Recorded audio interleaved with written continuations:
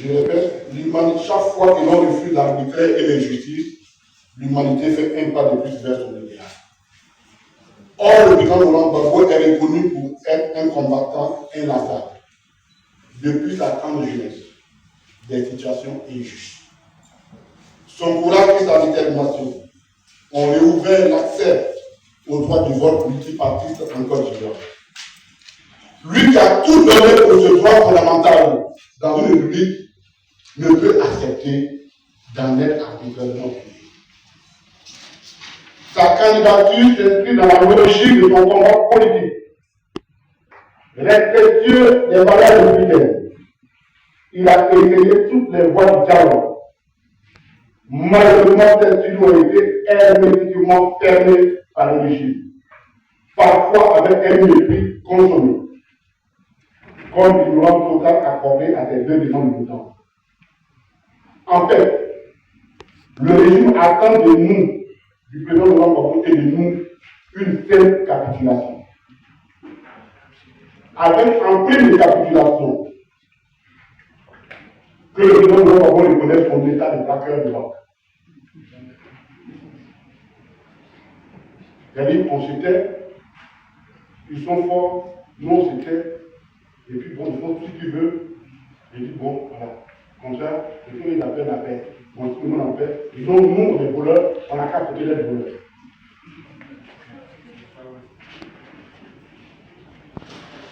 Le PPAC refuse la capitulation devant la misère.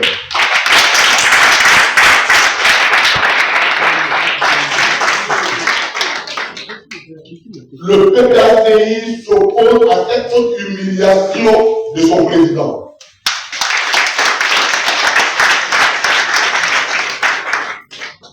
S'il est vrai que le président Laurent Gbagbo occupe le poste avant-gardiste, la position avant-gardiste dans ce combat,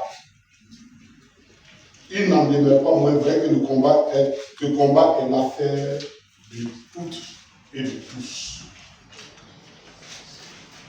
Le président Laurent Gbagbo a clairement parlé à Paul Boué le 7 juin 2025. Il a surtout parlé le 16 août dernier à Yopougon. Il ne fait donc aucun doute. Le RADP, comptant sur les forces de la République qu'il doit avoir privatisé, veut opérer un partage en force de ses épouses, confirmant ainsi qu'il détient sa légitimité que les actes. Nous devons nous y opposer, sans armes, ni violence, mais avec la détermination qui fait reculer même les montagnes.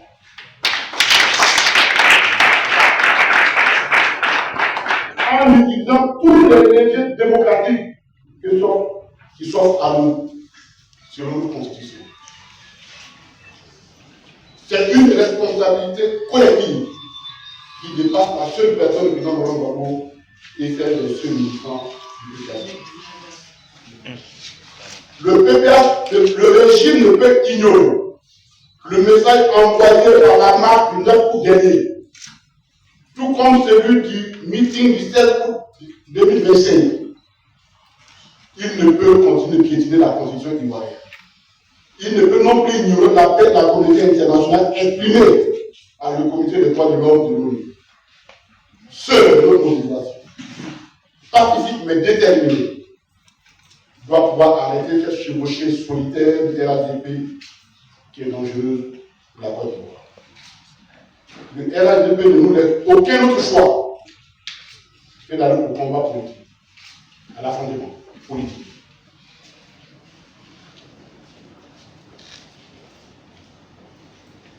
Sauf si le Conseil constitutionnel en décide autrement dans l'intérêt primordial de la nation. Nous avons tout fait pour éviter la confrontation, pour éviter le combat. Mais puisque cette confrontation s'impose à nous, alors menons-la alors au nom de la justice, de la République et de la démocratie.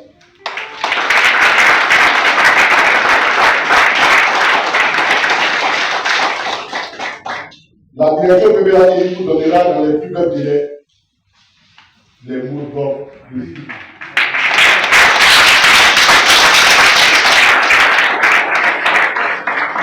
Que Dieu bénisse la Côte d'Ivoire et la préserve de toute forme d'adoration et de justice. Merci, mon Dieu.